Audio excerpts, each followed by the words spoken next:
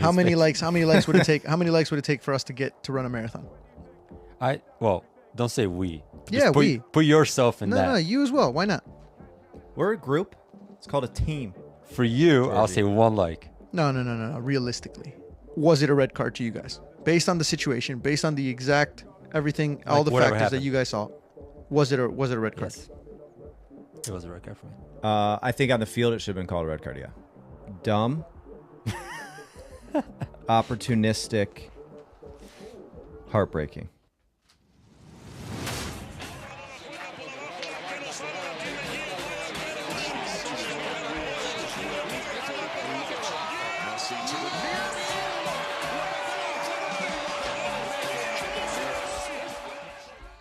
Welcome back, ladies and gentlemen. Episode number 58. We've almost made it to 100. Well, I wouldn't say 100, but I'd say close 60? to 60. Yeah. Well, 60's then only 40 away from 100. It's like pretty much there, you know? I actually thought you were going to say something completely different. What did you think you were going to say? I thought you were going to say 58 bitches, but then you Whoa. Yeah. This is a family-friendly podcast, Georgie. Yeah, All right, we Russ, lost should we that cut it long and time start ago. over? Yeah. Nope. Oh, yeah, 58. yeah. 58. Snitches. This is a very exciting episode. Can somebody guess why? Because we're 2 away from 60. No. Because 58, we talk about numbers, right? And how numbers make the episodes look better. Like when we do episode 100, we got to go all out. We got to do a big episode for episode 100, right? Mm-hmm. When we got to episode 50, it felt good, right? And then we talk about 57, boring. Nobody cares about that episode. 58 will be remembered in the history of the Next Goal Wins podcast. Why is that? We are officially partnered with Oh, yeah? Goals TV. Clap it up. Snap, snaps. We've made it, ladies and gentlemen. We've made it. So we'll just announce it on here. Goals TV is a platform that we have partnered with officially to bring the podcast non-exclusively to their platform. So basically, all of our content will live on there on top of the usual social media channels that we have, which is YouTube, Spotify, TikTok, all the other social medias. But it's really cool because the reason why we're doing it is it's a company that the owner basically just, when we had the conversation, he said, I believe that a lot of the content moving forward in regards to football is going to be fan-made content, and that's where the real value lies, is fan-made content. So he wants to start basically, or he has started Goals TV, which is a lot of fan-made content. And it's pretty cool because it's, imagine a YouTube for just soccer or football. You go on there, you can find Premier League, Champions League, La Liga, Premier. Did I say Premier League already? Mm-hmm. World Cup, big tournaments, anything to do with the beautiful sport, you can find it on there. And now you can find the Next Goal Wins podcast / the Next Goal Wins TV. How do you feel about that, Joe? I think it's pretty exciting, man. I think it's exciting, number one, that there's people out there that want to have a platform for just fan-created football content exclusively. And I think it's pretty cool that someone reached out to us to link up and work with them. So I know we have a lot of folks who follow us pretty consistently. If you could, check out Goal TV too. They're our partners, and we want to help support them. How do you feel about Goals TV, Georgie? You probably should have told me you're going to announce it now before I said the B word. But yeah, I don't know. I don't know if that really matters. But if it does, yeah, I don't know. It is what it is.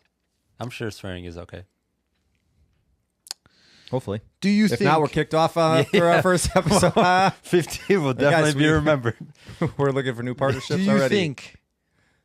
Well, let me ask you guys this. What do you think attracted Goals TV to come and reach out to us about our content? Georgie, for sure. That's what I was going to say. It's the man bun. 100%. And the It's pink the- shirt. Yeah, it's the Why are Andy you guys hating my pink shirt? It's tonight? the just Andy up Carroll shitting. from Temu vibe that he's got going on. Listen, first of all, that's a compliment. I would love to be Andy Carroll. You know how much loyalty the guy has to be playing in Porto for losing money every month? That's loyalty. I think you should aspire one day to just be yourself, George.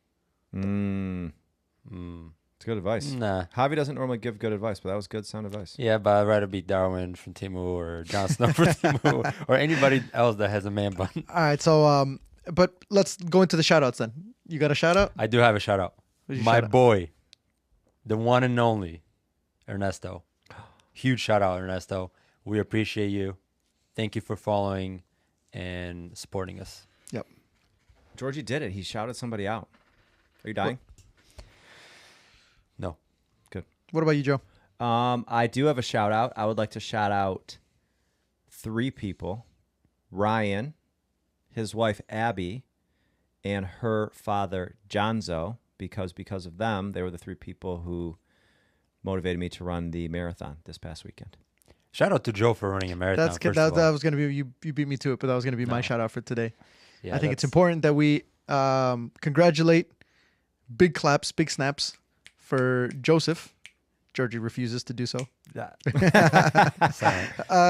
Joe ran the Detroit Marathon this past weekend. I did. So just walk us through that before we get into the episode.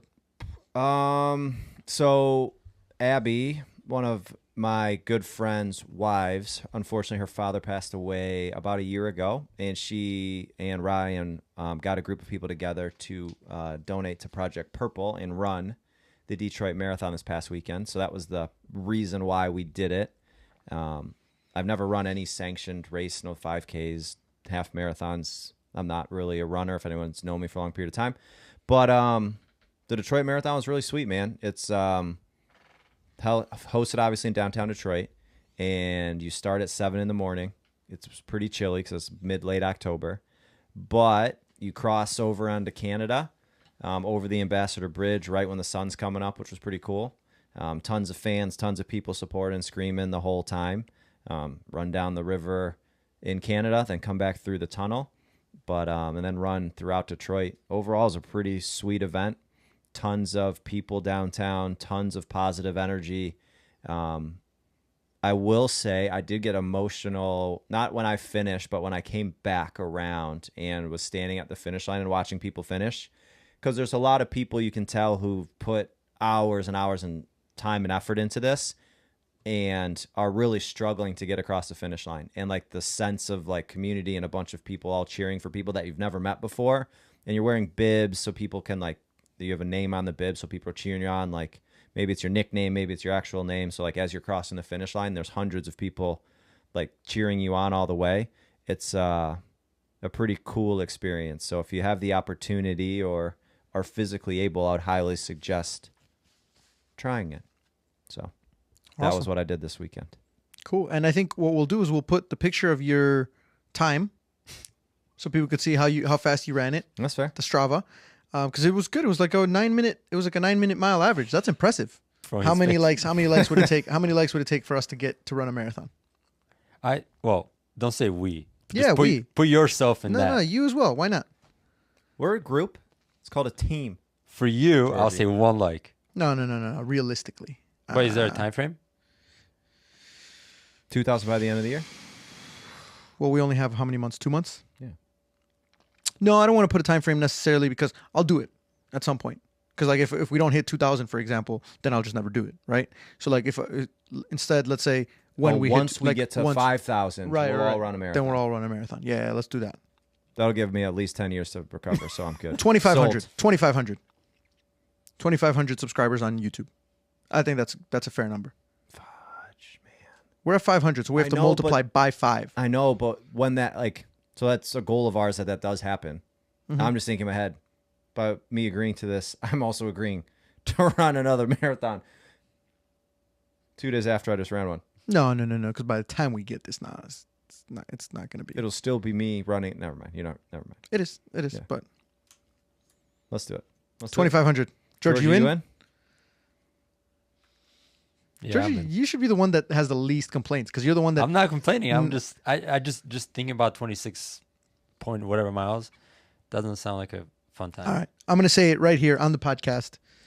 If we can get to 2,500 subscribers on YouTube, as soon as we get to 2,500 subscribers, we will find a good marathon. We will sign up for it and we will start training.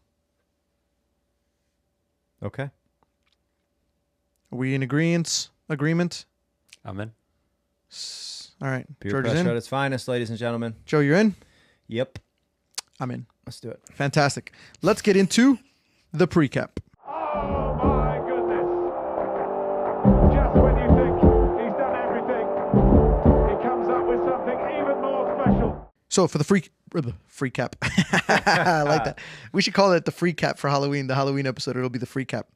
So we got Fantasy Premier League, which everyone's listen. If I got the points that I got, everyone else, nobody should be happy.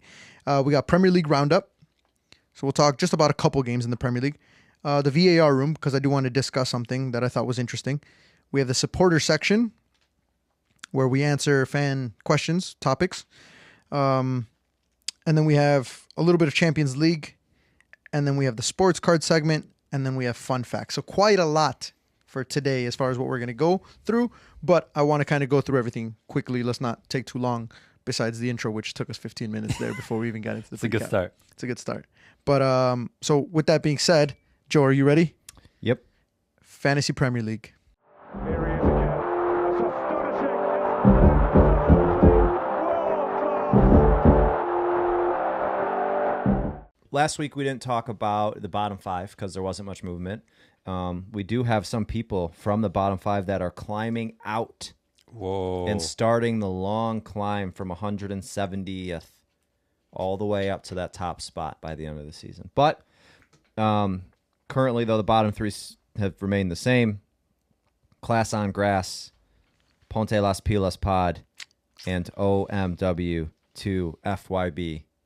I love it. As long as we can keep mentioning them every single time, I'm happy with that. Still in the bottom three, but slowly closing the gap. We did have Slot Ball, which fell and is now sitting fourth from the bottom. And then Man Dog has climbed up and is sitting fifth. Vamos, man, Wow. dog. So there are still there's still plenty of time. This last week was a howler for most of us. A lot of people are making some moves, but we had some movement at the top, not a ton. In the top spot still, Honest Slot. Second place, Slotted. Up again to third place now. Chicken Tikka Mosala sitting in fourth, Drop It Like It's Slot. And then down to fifth. This team was sitting in the number one spot for a long time. Darwol Punyas. So we'll see. We'll see. I'm contemplating getting rid of Holland. I think it might be that time. But Fraud. only time will tell. I called him a fraud 2 weeks ago. How many points has he got us, Joe? You have him as a captain too? You have him as a captain as well. I think I might have changed captains now, but Wow, so you, no, but I'm not going to get rid of him. I'm not going to get rid of him. Joe, And- the guy who told us we were crazy about thinking about getting rid of Holland, changes I never captain. thought about getting rid of. Yeah, but you changes. That means you when you have him as your captain, you have so much faith, and now your faith. To be fair, he's is probably still my captain. I don't remember what I did, but I didn't realize. No, but I didn't realize that if you don't use your transfer that week, it carries over. Yeah.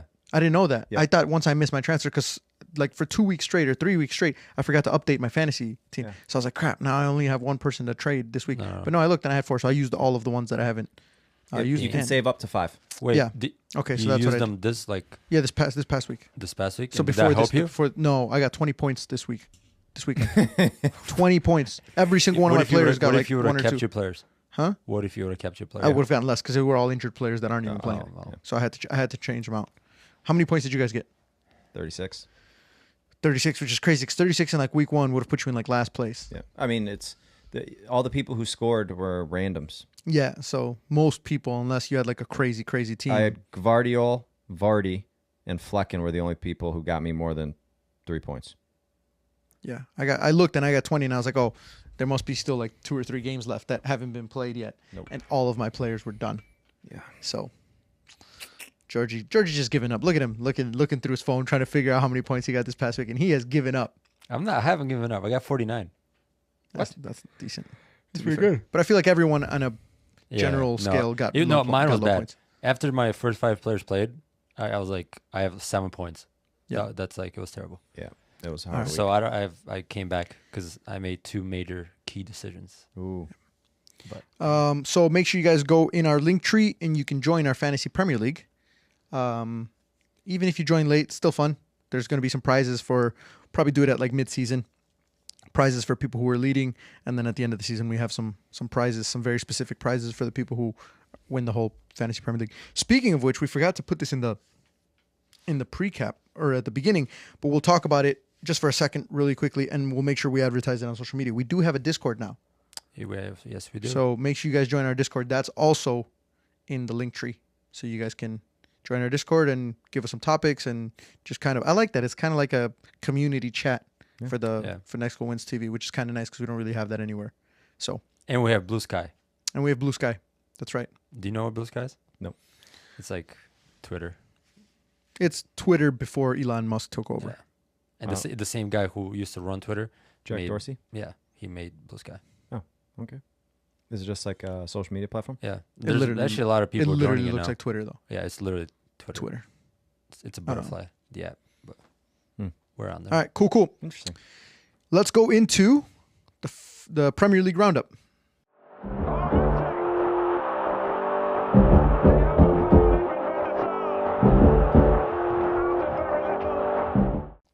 Arsenal versus Bournemouth. That was a big talking point. Arsenal, first loss of the season. Let me ask Joe this because he's an Arsenal fan. Joe, is it our performances or is it one of those seasons that's just cursed? Like, are we just getting really unlucky this season? Or are we doing this to ourselves? I think both are true. I think it would be unfair to say, like, oh, it's just unlucky because we're putting ourselves into bad positions. I'll use, I think, the red card this weekend, bad ball back from Trossard. I don't necessarily know what you're doing. And then a bad decision from Saliba. And then it's a mixture of making bad decisions and then we don't get lucky on top of that, if that makes sense.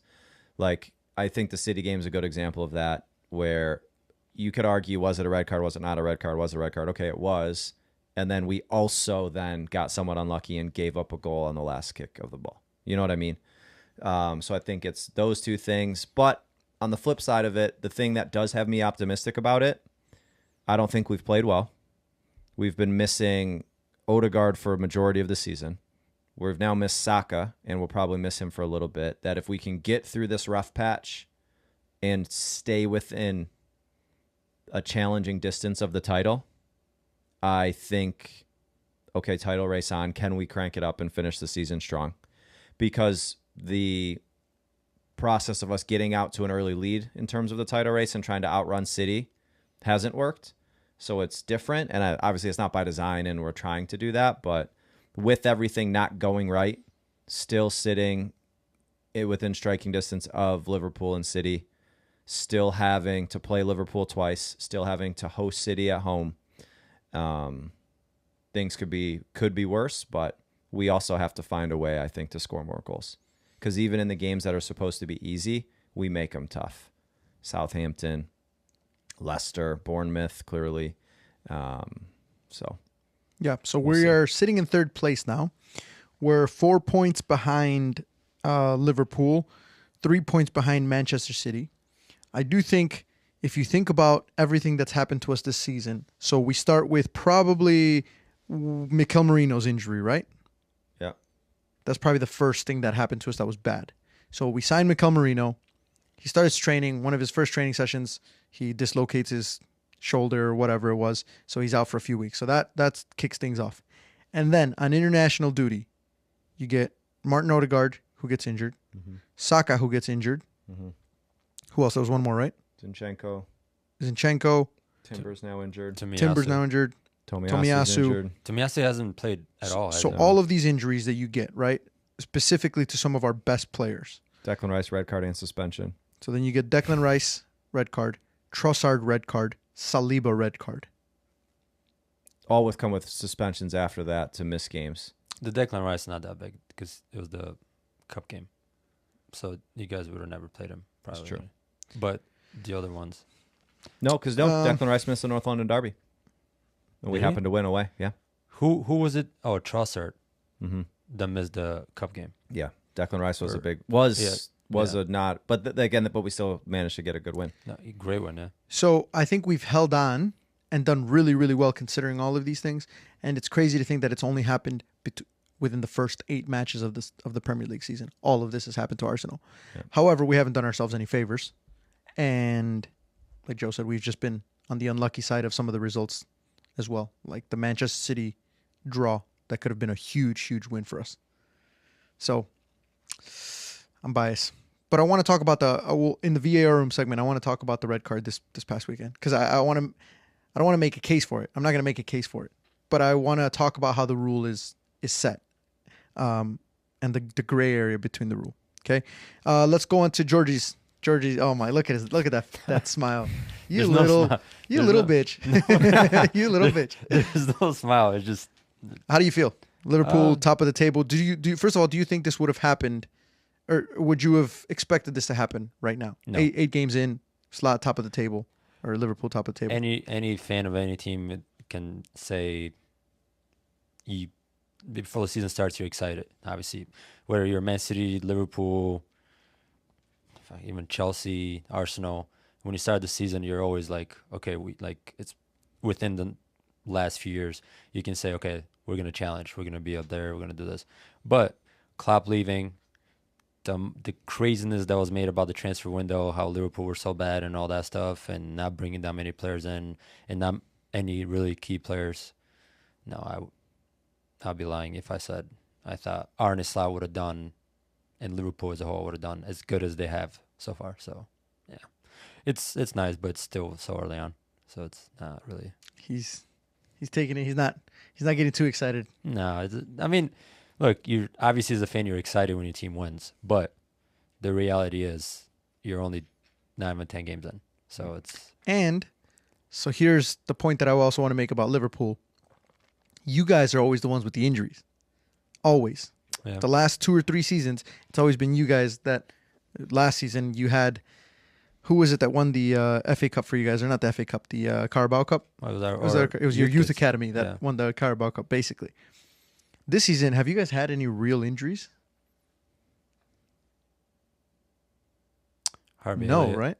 Curtis Jones was gone. Well, Chiaz is injured now. We have like 4 or 5. Did Allison is out. Gravenberch get injured?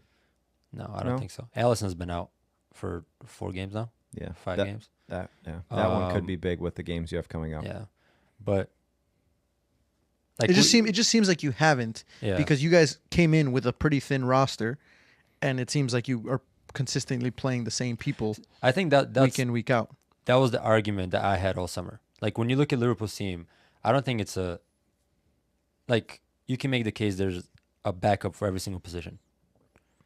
Like, is it a really good backup?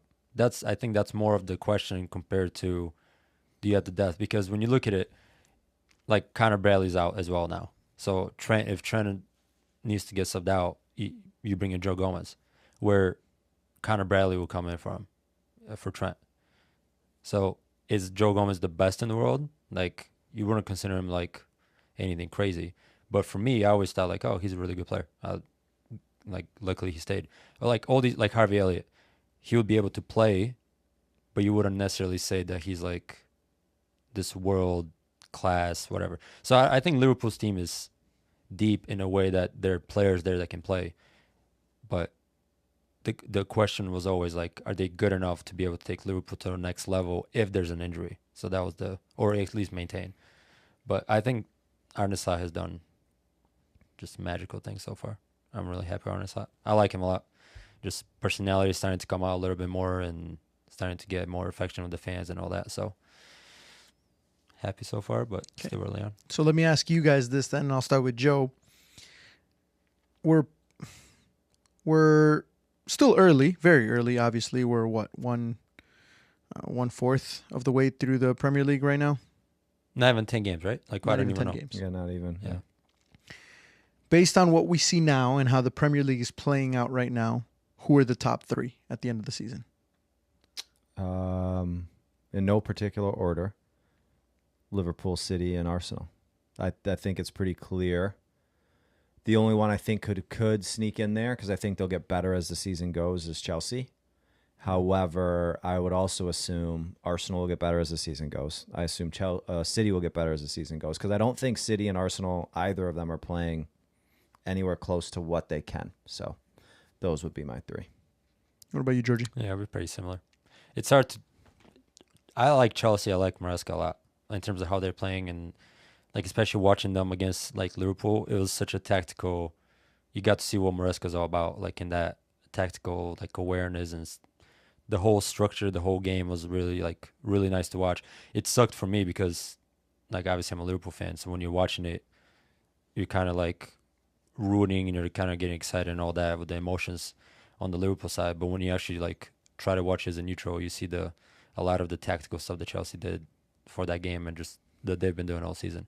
But yeah, Chelsea are up there. I think they're going to be really good in the next few years, especially if they give Maresca the time, and it sounds weird to say the money because they spent so much, but if they give him the time and to replace one or two players, because I really think they defensively and a goalkeeper those are the two positions that I think if Chelsea can figure that out, then they're going to take the next step forward. I am, as an Arsenal fan, I hate to say this, but I feel like if I had to put the top three, I would say Arsenal will finish third. Only because I get this feeling that I used to get maybe like the first season we started doing really well a couple seasons ago, but like we're so shaky. Mm-hmm. Whereas last season, do you remember how confident we were, Joe? Every single game, we're like, man, we are flying.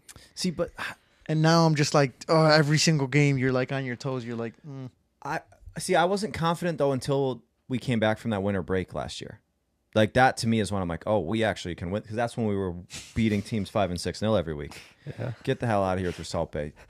But I don't know. I agree because I agree with just the fact that we look shaky this year. But I also think a huge part of that comes from Odegaard being gone for half the season so far. Like to me, he is, in terms of us getting a lot of chances, almost a lot of them go through him. That when he's not there, you put a lot more attention on Saka. And I also think us not having Ben White has hurt us a lot offensively, more than people give it credit for.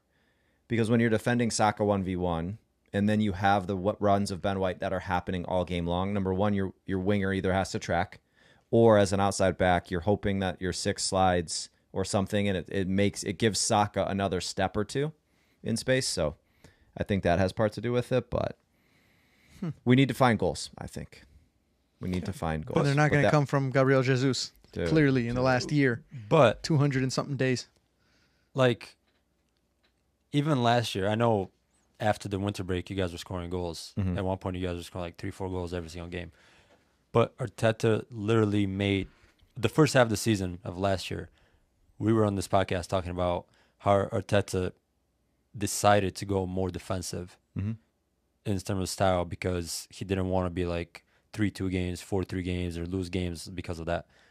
So I think that's just more to the style of like how you guys have That's a good point.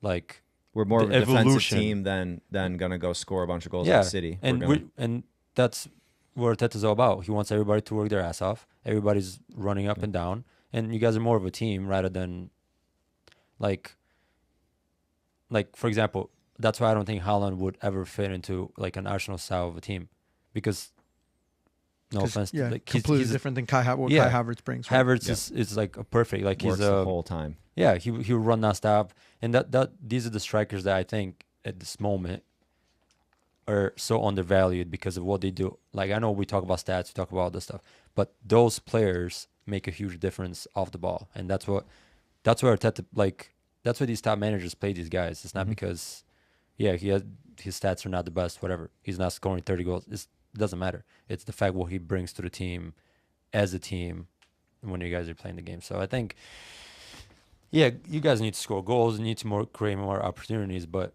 I don't think it's anything new. I think that's just how you guys play. I think that's just the Arsenal way now in terms of like you guys are very, very solid defensively. And I think that's more of a problem now because you guys are saying you look shaky. I didn't watch the game today, so I have no idea what that looked like. But from like the Bournemouth game, that's a bit different as well because the red card. But when you talk about Arsenal, you typically don't think about giving away chances. Yeah. On the defensive side, it's not really about the scoring. It's more about, we gave up a goal. Goals. We're giving up like easy chances, whatever. Now we have to go and score 2-3 in order to make up for that. Win. So I think it's more of that than like in the scoring, because I think you guys will score. Just crazy, just because last year we would come out flying in games where I'm like, I don't even care if we give up a goal or two because we're going to score 4 or 5. And now it's different. But throughout that time of us being so good offensively, we got so much better defensively as well. And then it just almost shifted to where like defensively now that's where our strong suit is, I guess. And it's momentum. Like, in the end of the day, if you had to ask anybody, I know everybody always says you want to have a good start to a season. Man City never have a good start to a season for the most part. So it's all about when you peak. Real Madrid are not having a good start to a season, like on their standard. Yeah, but exactly their standard. Same thing with Manchester City. Like Manchester City's bad start to the season is like a draw against. Well, I mean, look at us. I would argue this is a bad start to the season. Like if I told you at the beginning of the year, hey, just so you know, 8 games through, Odegaard won't play in half of them. Declan Rice will have been suspended for the North London derby. Saka will be injured. Will be missing a few games. Ben White. Timber will also miss time, and we also won't have Tomiyasu or Zinchenko. And 40% of the games we're going to play down a man, and those red cards are all going to come in the first half. Yeah. Or I guess the Rice one I think came right after halftime, but within the first 50 minutes. Right. That you'd probably be like, damn, we're probably lost 2 or 3 games. I mean, we've lost 1, drawn 2, and we're 4 points off the top. And we play the title contenders. Or we've played the leaders this weekend. Yeah. Still very early. Still early, but the reason why it worries me is because the last couple seasons, we've gone into the tail end of the season with such a big lead. And still messed it up. So now I wonder if we're just going to, because we're 4 points off. Mm-hmm. And I wonder if we go, like, let's say next week we lose, right? Yeah, but you're 4 points off Liverpool. Right. But still, it doesn't matter, though. It matters more about City. No, it doesn't. It does. Because Liverpool, if you guys beat us next week, we'll be 7 points off. Of Liverpool. Of Liverpool. That's who's different, gonna be though. Like, well, but it will be 6 points of City if they win their game. Right, but we're still chasing 7 points that we need. Does that make sense? Like, we still have to find 7 points somewhere where you don't find 7 points. And that's going to be very difficult.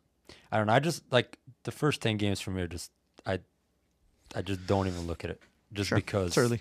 It's like, you have these stupid international breaks. There's one more, and it's like out of rhythm, in and out, injury. I don't know. It's just a weird 10 games. But well, let's move into the next section because it's still talking about Arsenal, but the VAR room. It's another one for his portfolio of magnificent moments. And this one is actually about VAR. And George is already smiling because he thinks I'm going to defend Arsenal. No. It's crazy because this weekend, we can write a whole book about VAR. Like, there were so many decisions. There were, like, people... Do you have a rant prepared? I don't have a rant, but we should go over every single one of them. I don't know if we have the time to go over every single one. 5. But let me put this situation in perspective for you guys, right? So the Arsenal red card. Saliba pulls down a Bournemouth player. I can't remember who it was, Evan right? Nilsson. Yeah. Evan Nilsson? Okay, so he pulls down Evan Nilsson, right? Off of a terrible first touch from, was it Trossard that gave him that? Yeah. Okay, I don't know what he was doing, right? Anyway, Saliba pulls him down. It's a clear foul. Let's agree on that, right? It's a clear foul. The decision then becomes how far in distance is the next defender to see if there's somebody covering. Because if there's nobody within range, it's a red card because it's a denial of goal-scoring opportunity. If there's somebody within close enough range, it's a yellow card, right? Because it's a tactical foul, but there was cover, right? So let me, I guess, think about the gray area here. First of all, was it a red card to you guys? Based on the situation, based on the exact everything, all the factors that you guys saw, was it a red card? Yes. It was a red card for me. I think on the field it should have been called a red card, yeah. Okay. So red card, we can agree. Now let me ask you this question. Part of it is the distance, but also, let's say Mickey Van de Ven was Ben White. Does that change the referee's decision to give a red card versus a yellow card? No, because that's subjective. It should, but it right, wouldn't. but it's subjective. But it's but still. But the so go ahead. Go ahead, Joe. Well, I think it should, but it wouldn't. So like if it's, we'll use Andy Carroll. We've been talking about Andy Carroll. If he's the striker, and Van de Ven's the outside back, or Kyle Walker's the outside back, like I could probably give the ball to Andy Carroll there at his feet, and blow a whistle, and Kyle Walker would probably catch him before he gets a good chance on target most of the time. You know what I mean? Or at least get back into being a good defending position. So I think it should matter, but I think that isn't taken into account just because so many things are going on. Then, like, where do you draw the line? You know what I mean? Because it's not like this isn't FIFA and everyone knows what everyone's pace is down to the second. So I think it should matter, but I don't think it does. Well, but that's why I'm asking the question, because referees, they do their homework. They don't just show up to the weekend, and especially Premier League referees, and then they just referee. They study every single player. They know all the players because they know coming into a match at the weekend with, title on the line, a top team like Arsenal and all of that, they know these players really well. So I just think when the referee looks at that and he sees Ben White, he's probably like, Ben White's pretty quick. I think the distance, I'm a little confused with the distance, so I'll just give him a yellow just to be safe. And then VAR overturns it to a red. I just think if you're the referee, everyone knows how fast Mickey Van de Ven is. So if you look over to the covering defender and you see Mickey Van de Ven there, I think the referee will give a yellow. And then VAR will make that decision like, hey guys, it's Mickey Van de Ven. He'll probably catch him. Because it's not necessarily the distance, but it's the chance that the defender can stop them. Exactly. So if you look at it that way, I wonder if VAR says, hey, Mickey Van de Ven would have probably caught up to him. What do you think? I think if you start doing that, then it becomes way too much of a gray area. Like, then you're like. But let me put it the other way then. Let's say it's Erling Haaland who's through on goal, right? And just for shits and giggles here, Per Mertesacker is the covering defender. No chance that the referee gives him a yellow card in that situation. Straight red. There's no VAR review. You can make that argument even if Mertesacker was standing next to him. That's what I'm saying. I'm just kind of like, playing devil's advocate here. But think about this. So if that was the case, then the referee can be like, well, then your center back's stupid for fouling him. If that's the case, why are you fouling him? Let him go. If you think whoever the fastest guy is, he can catch him up. Right, but that's such a split-second decision.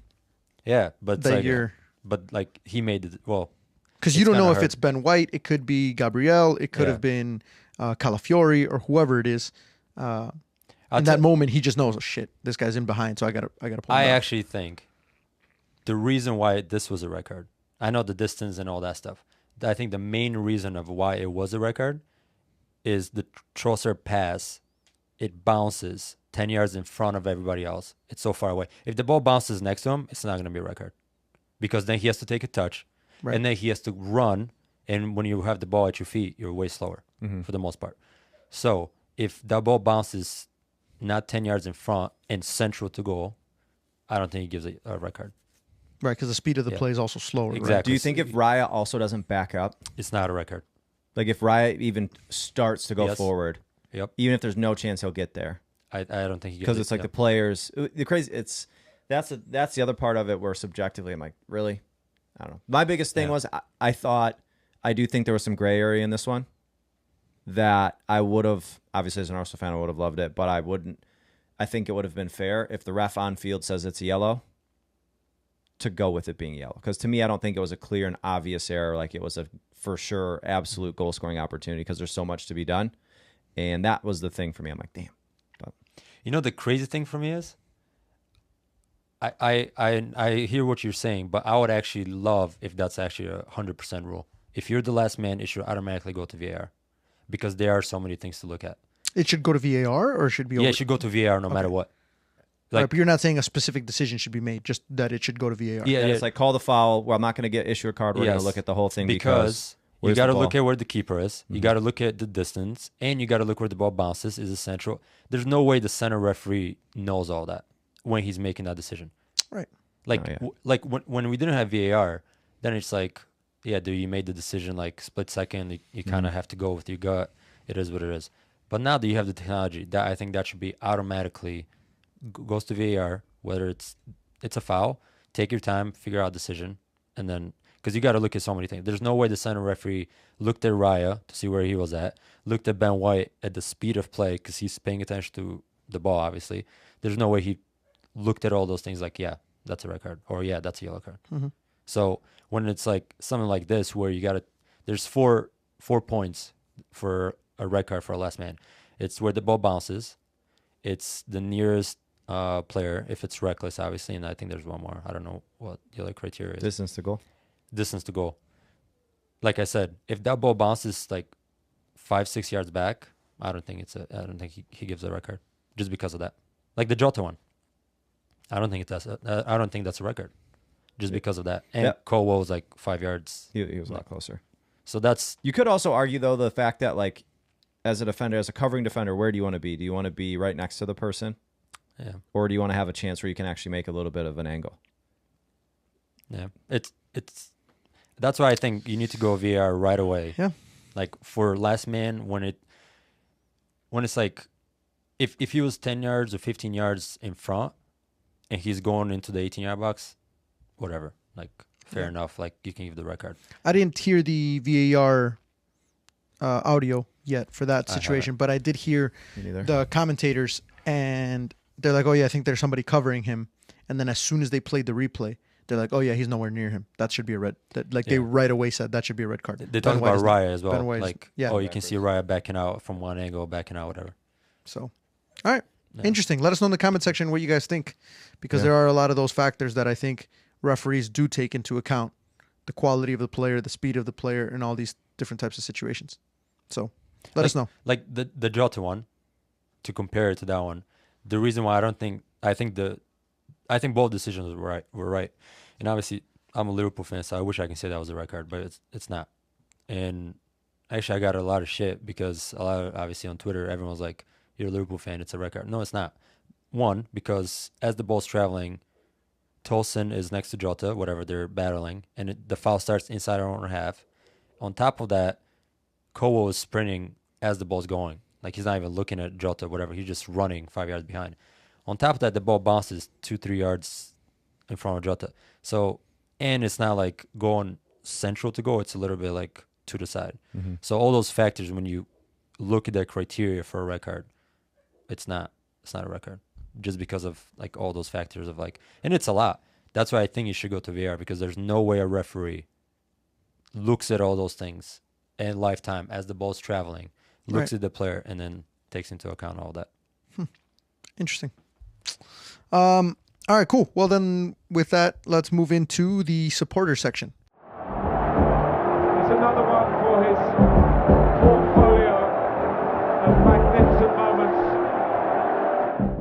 I like this this segment that we've been doing, because obviously it gives people who listen into the podcast an opportunity to kind of interact with us and, you know, give us some topics and stuff. So I got a couple for you guys. The first one was by my boy Craig Calamay, who said, "If and when Pep leaves, who will be considered the top manager in the Premier League?" Because right now it's pretty, over the last decade or whatever, you'd say it's Pep, and Klopp no longer is in the equation either. I mean, that's a hard question, because it's not really that hard. Well, I think it's hard because you don't think it's that hard. Then you go, and I'll go. Arteta. Who else would be? That's funny, because my boy said, "And don't say Arteta." He said, "And don't say Arteta," well, and he thought we would say that, like the Arsenal supporters. Like Arne Slot just got here, so like Maresca just got here. Pep is leaving, so there's nobody at Man City. Were we going to talk about Ange? No. Are we going to talk about Ten Hag? No. Like, but you could talk about Eddie Howe. You could talk about Unai Emery. No. Unai Emery is the one that would make the one though. But even then, like, then it becomes like the argument or the debate we had a few weeks ago of who's about Ten Hag. Yeah. Well, that's the funny part is because it's hard to say. It's hard to say Arne Slot or Maresca, because like say Pep leaves at the end of this season, unless Slot or Maresca wins the Premier League. Even then, it's but then it's like it's so early. It's only one trophy. What does it really matter? So then you're left with a few: Arteta, Unai Emery, and Ten Hag, because those are the only three. No. But I'm serious. I know, because trophy. No. But if you look at results and trophies over the last 5 seasons, those are the only 3 who've managed to win. I was like, is that my car? But those are the 3, in my opinion, that have managed to win decent trophies. And if you're looking at them, Arteta's only won 1 FA Cup. Don't say it. Ten Hag's won an FA Cup and I know. See, I hate I saying know. this. I hate saying it too. But when you logically break it down, Yeah, but I'm with Joe. so well, I hold on, probably before I have to say like Unai Emery would probably be the one, unless Arteta wins something else between now and then, and then I think it's clear cut, and it's him. And also Unai Emery hasn't won at Villa, but we're not saying best coach in the Premier League. We're just saying best coach who just happens to be in the Premier League now. And Unai Emery's won Europa League multiple times. I think it just goes down to what is the criteria. If it's trophies, then you have to put Ten Hag and Arteta, and who And else has won? And Unai Emery. And Unai Emery. That's it. But if you're not thinking about trophies and you're just thinking about literally what have they done with their No, club, wait, time what out. kind of Style style of of play, why? No. then time it's out. different. Wait, why are you putting Unai Emery? You're talking about trophies. He didn't win anything, Aston Villa. No, but he's won trophies as a manager. Like before Pep came to City, he was still so it's like overall, not just the Premier League. Well, no, that's what I'm saying. That's what I'm how I saying. What hear is the it, yeah. criteria? okay, so that's okay. because like before Pep came to City, he was the top manager in the world. And then when he came to the Premier League, he was immediately the best manager in the Premier League, even though he didn't win anything yet, because he had won so much at Bayern and at Barca. Does that make sense? That's Yeah. how I heard the Yeah. question. Yeah, so I mean, if you look in overall their careers leading up Yeah. to their moment now, Sean Dyche? it's still not Ten Hag.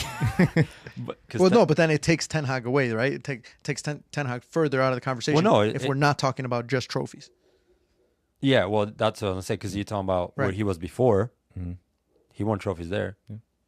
So, like, So Ten Hag is where your vote. Got it. hell no. No, Ten but Hag I'm is looking nowhere at near. With trophies, without trophies, Ten Hag is nowhere near. Well, I was to say if you throw in style of play, That's what Yeah. I'm saying. Like- If you throw in style of play, Yeah. like potential, because you could say you can make that argument for Arteta, because you could say Arteta's potential is much higher than some of the other managers Yeah. that you have. So yes, he's only won an FA Cup, but he's managed to get us competing for the league, getting us closer. So you think by the time it's all said and done, he's going to be the best manager, or he'll be one of the best managers. He'll win a lot of stuff. That's why I would say Unai Emery. From relegation battle to undefeated in Europe, being in the Champions League, top spot at the moment. I know they played 3 games and some haven't, but it'll be Unai Emery or Arteta. Anybody else is just there's just levels to it. Ten Hag is nowhere near that level. Okay, fair Yeah. enough. it's a good Well, question though. along with that though, Who this gave that is, question? My boy Craig. Thanks, Craig. He's a Manchester United fan, so Ooh. My boy Areola. no more questions, Craig. Huh? My boy Areola though, from at Bournemouth, doing magical things there. I like him. Good coach, good manager. You also liked Gary O'Neill, I do like Gary O'Neill. I think they're completely fine. I love Gary O'Neill's style. I told you right. but you before. also hate Sean Dyche, and they look like they might be fine. I do not like Sean Dyche's style. But I hope they win some games and stay. Yeah. So, but I guess another thing I just reminded me of when they announced Thomas Tuchel as the new manager of England. Oh yeah, I forgot that. They said, how crazy is this? And this is pretty crazy to me.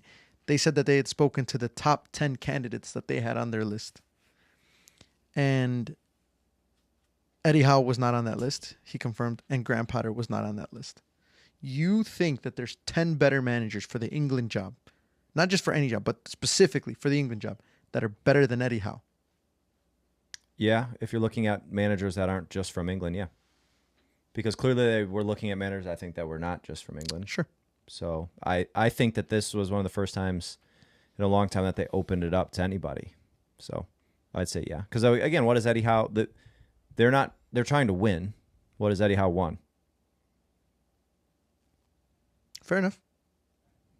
I'm just a lot of Yeah. people went crazy. I think it's crazy because even though they opened it up, they still had a big focus on I would assume they had a big focus on can we find one that's English? Yeah, definitely. And so just because of that, they would have brought him in. On top of the fact that he is a good coach, he's taken Newcastle to really good places, and he's got a lot of potential. He's well liked by the players, clearly. I think they're at the point. Just other 10 other ones? Yeah, I just think that they're at the point where they're looking to find established winners and established coaches who've won tournaments before and can win a tournament. That's what I think they're going after because they realize Okay. a lot of their players are not done, but only have one or two more World Cups left. Kane probably only has one. But Like so. So I think that makes it even harder because then if you're saying that there's 10 coaches, 10 managers out there that are just winners from any nationality, there's still not that many. Well, do you think they looked at coaches who had current jobs? Yes. Yeah, of course. Pep. So you think they'd have like Pep was one, I know they talked about him for next year. Well, Ancelotti, probably, right? Zinedine Zidane. who doesn't have a job? Klopp. Klopp was part of it Klopp. early on, but You still have 6 more guys to go. Bielsa.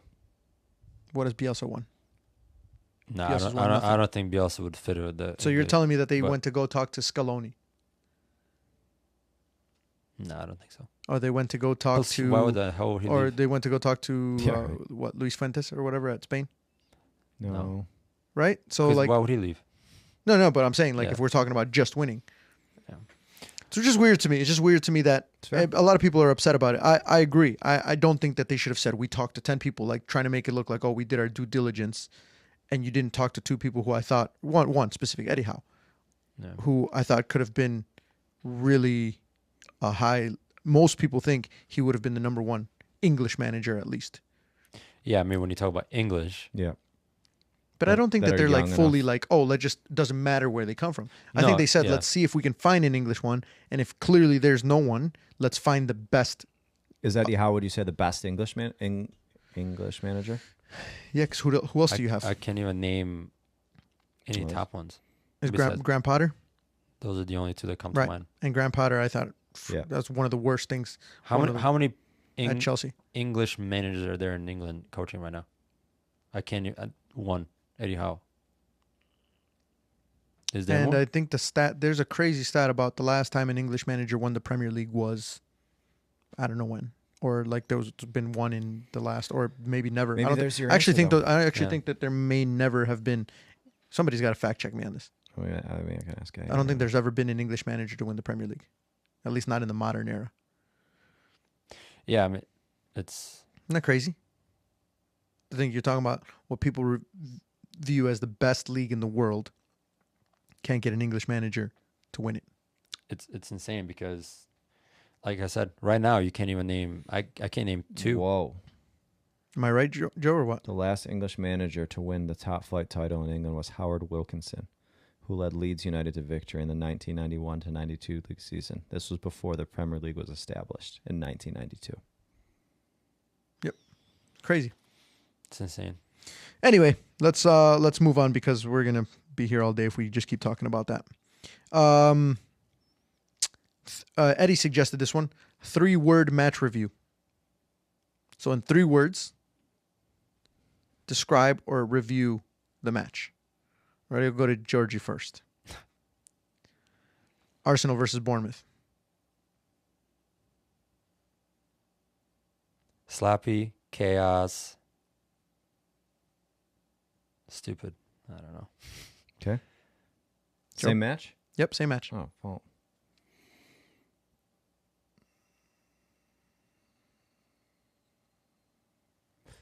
Dumb. Opportunistic.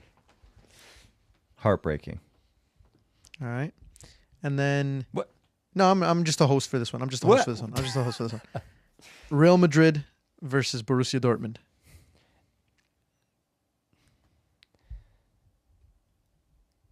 Crazy, spectacular,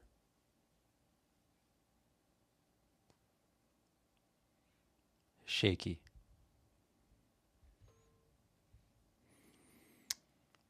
Collapse. Exciting. Vinny. I like that you said Vinny in there. Someone, my boy Zaid, again, still in the supporter section topic, he said Vinicius Jr. for Ballon d'Or. Yeah, I mean, it's hard because like we're getting into the now. Mm-hmm. It's not really about the now. It's Last year. last year. But is it It's seasonal? Is it the It's calendar like according to the 12 seasonal months year? From like, yeah, it's a calendar Okay, year. so it doesn't count. It wouldn't count. Yeah, so this whatever he's doing now, but it does help with the hype and all that. So No, I think this would count because it would have Would it? gone through Copa. Like, I think it goes until, like, does that make sense? So, like, Copa would have counted for the Ballon d'Or because they would. I don't think Ballon d'Or counts. Do they count Yeah. international? That's why Lionel Messi won the last one because he was playing at Inter Yeah, Miami. Ballon d'Or is everything. That's why That's Yeah. why the World Cup year. There's always the world. It's always somebody who wins the World Cup. It's either winner or runner up. I don't keep up with those things, man. Like when Modric won, right? Modric won, yeah. All right, so let's just talk about Vinicius Jr. Well, yeah. Well, I don't. Does think, he remind you guys of a young Coach Javi? For sure. As a goalkeeper, yeah. For sure. I don't think I saw a stat actually that showed all of the players across all like Europe's top 5 leagues in goals and assists last season, and Vinny was far down on the list. Yeah. That like to me, the thing that he brings, in my opinion, is he does score goals in big games. He doesn't score a lot of goals all the time. It's not like he doesn't score. He scores a good decent amount of goals. But compared to like Jude or Holland, he doesn't score a lot of goals. But he seems to score goals when Real Madrid need it most. Because they scored for them in the Champions League final, I believe, against Dortmund. And he scored, obviously, a hat-trick today. Same thing. Champions League final rematch. They need goals, and he scores 3 of them. The only negative about Vinny is Brazil. Yep. You don't think he performs as well in Brazil? No. Nowhere near. He's not the same player. Yeah. And it might be the Brazil team as a whole, to be honest. It's not really just Vinny, Brazil's but not in a good moment right now. No. Not in the best moment. It's also hard when you play with, look at his team he plays with at club. Yeah. In terms of like, when Mbappe's on the other wing and you have Bellingham through the middle and you have Rodrigo, defenders have to look everywhere. Mbappe is the one that's a bit. Well, Real Madrid as a whole this season hasn't been It's hard. to maintain that. But they just spanked Dortmund. Yeah, but that was like Top team in the Champions League this season. First until of all, that game. It's Real Madrid has 2 different teams. One in La Liga and one in Champions League. yeah, The one in Champions League is always going to be the same Real Madrid. yeah, Yeah. And the one in La Liga is going to be different. yeah. That's just how it is. But a lot of people. I was in a Twitter space today, and a lot of people are going at Mbappe about not performing and not being what everybody thought. And I think it's difficult when you literally have 4 or 5 whatever attacking players that are world class, and it's very hard to fit in, and it's gonna take some time to like. Yeah, gel and get I used thought he to had a it. good game. I thought he got an assist for the Rudiger goal, I believe. He did. And he looked dangerous. And he's one of those players. He's gonna do well. He's not like he didn't get lucky at PSG or what. Like he is gonna be a very good player. It's just gonna take a little bit of time. You guys got to remember, Messi was given shit and criticism at the beginning of his Argentina career. Mm-hmm. They were saying, "Oh, he can't perform with Argentina," and then Everybody gets shit for the first. Right. They don't perform one game, and everyone's like on their neck. That's why it makes people stand out so much more. Like Jude Bellingham, when he goes to Real Madrid, and from game 1, he's the best player on that team. Yeah. That's why people are like going crazy over that. Should he win over Vinny? No. He performed better for his country on the same team, performed better for the team that he's on with Vinny. To be fair, I can't really judge because I don't really watch Real Madrid like Mhm. religiously. So like, I watch a La Liga game, and I watch a lot of the Champions League games unless Liverpool play at the same time. So it's kind of hard for me to judge like those players on plenty of games that I haven't watched, because I'm sure there's plenty of games where they're just probably not the same players. Like Yeah. I don't know, but Well, let's move on. Let's move on to the next segment. Joe, are you ready, my friend, For the sports cards? for the sports cards segment?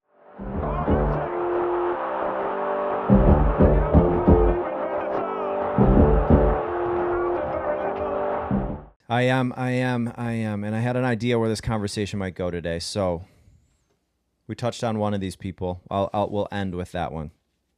We'll start with this one, though. why is Andy Carroll on this? I actually almost pulled up Andy Carroll. I typed it in. I'm like, I can't do that because I don't think there's even a sports card 50 open made. cents. But played today, who's one of my favorite young players, Rafael Leao. How much has the most expensive Rafael Leao card sold for? He's a flashy guy. Mm-hmm. Say 3,000. Okay. I'm going to say something really cheap because I feel like he bought it himself. Me? Maybe. No. Oh, No, oh, that's Leao something- bought it himself. Yeah, he's like That's one- something that what's his face would do. What's a Richarlison? That's something Richarlison would do. bro. Richarlison had. By the way, Richarlison. Side note: he has a tattoo of himself on his back. You know that? Have you seen that? No. And Neymar. That's insane. He's got a tattoo of like it's like a collage, and it's himself, Neymar, and who else is it? There's like one more, Yeah, I think it's some Ronaldo maybe or something yeah, like that. It could be. Isn't that funny? Anyway, What's this car like? to answer your question, Joe, I'm gonna say something really small, like $250. I don't think he's much more than that. Javi wins, $867. Damn. Yeah. Okay. Next Now- one. Vinny Jr. How much has the most expensive Vinny Jr. card sold for? That one's expensive. 5,000. Okay. I'm gonna say 10K. Javi wins again. Damn. $37,100. Let's go. Vinny, you know that's why crazy. is it so expensive? He's a YouTube highlights guy. Yeah, Like, but so is Leao. No, but He also plays for Real Madrid, so that helps. And he plays for Brazil, so that exactly. helps. He's on bigger level. Like when people go and watch highlights on YouTube, before it used to be Ronaldo highlights, Messi highlights, Neymar highlights. Now it's Vinny Jr. highlights. Yeah. He's one of the ones. I also think, too, like, you're Brazilian, you play left wing, people think next Ronaldinho, people think, I don't know, people in their heads start getting to these weird places real quick. So, but Yeah. Cool. Vinny, drastic what a swing, guy. $37,000. All right. That's crazy. Half a Bitcoin. That is. So let's finish this off with my favorite segment, the fun fact segment, baby. And you can understand why. He is a god of the game. The god of the game. Page 81. Page 81, ladies and gentlemen. Did you send the page in the pre-cap? I did, but I do it just to remind. I do it to remind myself. Oh, might read ahead next time. I do it to remind myself. But I only do it right before we start the podcast, so you won't have access to the book. So this is my soccer book. This is one of the best. I didn't purchase this. This was a gift, but this is one of the best gifts I've gotten. Just because it's as cheesy as it is, it actually has some pretty cool facts, and everything obviously in here is fact checked. I would assume. Or is it? Yeah, I right. would assume. Or we're just spewing fake things. All right, let's do a see who can get the most, if you can. Okay. Okay, can you name the top 5 soccer anthems, football anthems? You never walk alone. That's number 1. Well, there's 3 different teams that sing it. So Liverpool, England. It says it on here. Liverpool, England. well, I know, but It's like, more. It's Yeah. more about for Liverpool than anything. So you got one. All right. Holy, there's no way. You don't even have to. You don't have to tell me like the name of the chant specifically, but like what team and kind of which chant it is, or like which. You might only get a couple because I feel like there's one more that is like I think the only one I would have probably gotten is You'll Never Walk Alone. I can guess some other ones, though. Can we just say the team? sure, Because I'm sure. well, Let's do even that. Even then, I still don't know. There's one team that you guys are gonna be like, shit, yeah. That's the only other one I think you'll probably recognize, unless you know more about world football. Boca. Nope. It'd be funny if it's River Plate, but not Boca. I thought about guessing River Plate. No, it's too, not. but It's no. not in Argentina. Barcelona. Yep. So it's Cant del Barça, Barcelona, Spain, translated as Song of Barcelona. This is the official hymn of Barcelona, commissioned in 1974 to celebrate the club's 75th anniversary. It was given its official debut that year before a game between Barca and East Germany. Real Madrid. I'm surprised Real Madrid's not in here. Yeah, I was That's thinking like I feel like that one would their be. goal cell, like their goal, like I don't know Yeah. what that's even called, but yeah. No, but the the song they play when they an score. anthem Their is anthem. different. Yeah. but still, I Is feel there like a that one is in There's the another anthem, 'cause- Premier League team is in there. Yes. When was the book written? I don't know. Recently. Oh. Well, no, wait. That has bad words in it. So it's not even an anthem. I mean, Man United. I don't know. Nope. Do you guys give up? No. So we've gotten 2. You've Barca gotten 2. And Barcelona and Liverpool. Never Walk Alone. I guess you can think of name 2 other clubs that are like that environment there has got to be like. Newcastle? Nope. AC Milan, Inter Milan. One of those. Nope. Well, the only one. Napoli. Close. How the hell is Napoli not in there? It's Nap- Italian, Roma? so I'll give you that. It's Yeah. Italian. Roma could be. I don't know. Yeah, Roma. So Roma. I just said that. You didn't say Roma, did you? I literally just said Roma. Did he say Roma? Yeah. You said No. Napoli. I said Roma. No, I don't know. Play the tape back. Oh, sorry. I was focused on when he said Napoli. I didn't hear you No. say Roma. So La Roma non. What I'm not even going to be able to say that. The anthem of the club, which translates as "Roma is not to be questioned, it is to be loved," was penned by local singer Antonello Venditti. Dortmund? Nope.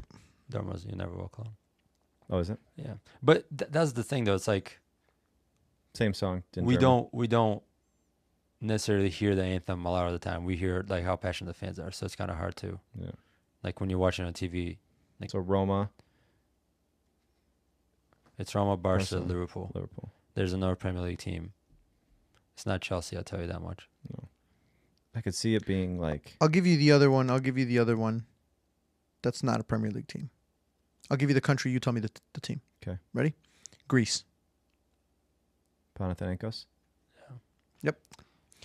So Panathinaikos Orto Magico, titled "Magic Weed." The song is a hypnotic dirge of praise that was first sung by the fans of Panathinaikos and notionally refers to the club's emblem, the shamrock. I'm so stupid. West Ham. We're forever blowing bubbles. Oh yeah, Yeah, that's okay. an easy one. Yeah. Oh, I told you as soon as you said it, Yeah. you'd be like, "Ah, crap!" I I knew was it." just thinking what's an anthem and what's like a chant and what's like Yeah. because I'm thinking United. Who the fuck are Man United? But that's not obviously their chant. They're We're just swearing a lot on this one today, huh? yeah. Hey, sign us up for a contract. We'll get loose. So let me just tell you So I'm Forever Blowing Bubbles, West Ham, England. Originally a song in a Broadway musical and then a huge hit in the British Music Hall. The song was introduced to West Ham United in the 1920s by former player and a manager, Charlie Painter. It is the perfect anthem for a club whose aspirations invariably exceed performance. The song is often accompanied by mass bubble blowing. If Brittany, my wife, was to support a Premier League team, it would be West Ham. Because she thought she saw it, and she's like, they blow bubbles, and they sing a song about blowing bubbles. She's like, that is the coolest shit I've ever seen in my life. So just because of that. So And the movie's badass. Huh? Yeah. The movie's Green Street badass. Hooligans, yeah. Have you Oh, seen yeah, it? yeah. Yeah. With Great Charlie Hunnam, is that his name? And Elijah Wood. Frodo. That's right. Frodo, yeah. Great movie. Sad, but great movie. Yeah. You Yeah. can't find it anywhere now. Really? Yeah. That Like was wild. They made a second one, I remember, but I never saw it. oh yeah, I saw it. It was terrible. I could imagine it was terrible. So one of those movies you just don't make a second one Yeah. of. Like, come on. All right, cool. That's it for this one. Episode 48, a big one because What? Did you- 58. 58. Oof, man, I'm putting us back in time here. Episode 58, a big one. Big one because we have our first partnership. We opened up our Discord, and we're 2 episodes away from 50. Is 50 going to be 60. Can we 60? Sorry, guys. Sorry.